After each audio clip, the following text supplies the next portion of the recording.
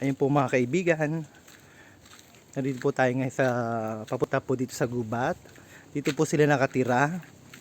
Ayun na po. Hinahanap po natin si Ara. Si Ara po yung talagang nakita natin sa viral video na hirap po talaga sa buhay. Kaya eto na po pala. Ay eto na, nauna na si Kagawad Si Kagawad Luges. Ayan po, ito po ang kanilang bahay. Ni Ara po. Ayan po, nakita nyo naman po ang kanilang pamumuhay. Ay talagang ayan po, parang mayroon naman pero tagpi-tagpi. Ito po si Kagawad Luges. Ano po masasabi nyo Kagawad Luges sa kanilang... Wala po rito yung may-ari ng kubo. Puntahan po natin doon.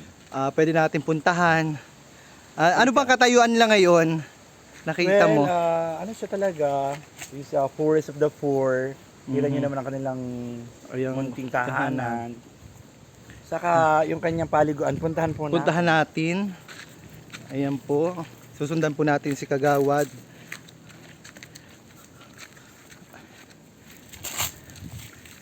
Ayan. At talagang kailangan ba natin talaga ito bigyan ng tulong? Ayan po, malapit na po ba tayo?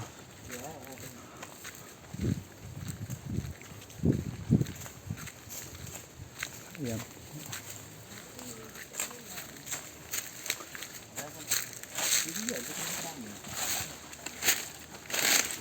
Ayan po. Ayan, ito na pala. Hello. Ayan, nakita natin naglalaba. Napakahirap. Parang napakahirap ng tubig. Ayan po. Tayo ay humihingi ng kaunting tulong sa mga ating mga kaibabayan diyan. Natulungan po natin si Ara. Ayan po, napakasipag po niya. Naglalaba po talaga.